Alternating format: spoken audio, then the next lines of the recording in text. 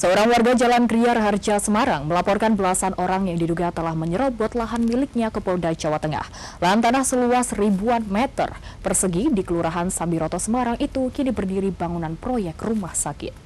Kalau kita mengajukan P2AP, hambatan belum ada. Melalui tim kuasa hukumnya dari firma hukum Mirzam Indarto dan rekan, Ihwan Ubaidillah, warga Jalan Perum Gria Raharja, Semarang, melaporkan 14 orang ke Polda Jawa Tengah terkait penyerobotan lahan seluas 6.380 meter persegi di Kelurahan Sambiroto, Kedung Mundu, Semarang. Belasan orang tersebut atas nama Masrokan CS diduga telah memanipulasi surat tanah yang tercatat dalam buku C Desa nomor 166 Persil 10 kelas D3 Kelurahan Sambiroto masih atas nama ahli waris Rumi binti Kardiman. Tanah milik ahli waris Rumi binti Kardiman semula disewa untuk tempat pemakaman hingga tahun 2015. Namun selepas kontrak berakhir oleh Masrokan CS, kontrak tanah tidak dikembalikan hingga timbul dugaan pembuatan sertifikat abal-abal. Mirzam Adli selaku kuasa hukum Ihwan Ubaidillah dan ahli waris Rumi binti Kardiman mengungkapkan kliennya telah membeli bidang tanah dari 6 orang ahli waris almarhum Rumi binti Kardiman. Namun kini di lahan tersebut telah berdiri bangunan proyek rumah sakit milik sebuah yayasan di Semarang.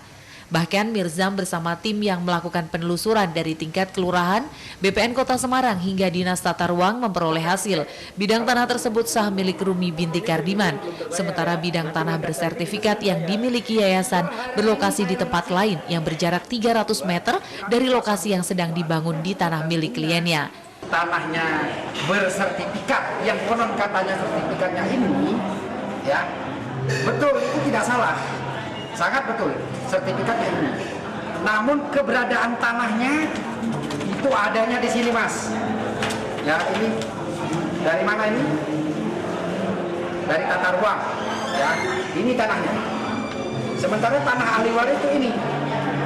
Ya, ini tanahnya ahli waris. Ini belum bersertifikat. Bangunan gedung tersebut itu ada di sini. Ihwan Ubaidillah melalui kuasa hukumnya membuka jalan damai untuk menyelesaikan kasus ini. Tanah dibeli dengan harga pasaran saat ini atau gedung yang akan dibeli oleh kliennya. Sementara rektor dari kampus swasta yang sedang mendirikan proyek rumah sakit saat dikonfirmasi wartawan melalui telepon mengatakan sedang menerjunkan tim terkait masalah ini. Ia menyebut bahwa tanah yang sedang dalam proses pembangunan adalah sah dan resmi, serta tak ada sengketa dengan pihak manapun. Dari Semarang, Kristadi, Tim iNews melaporkan.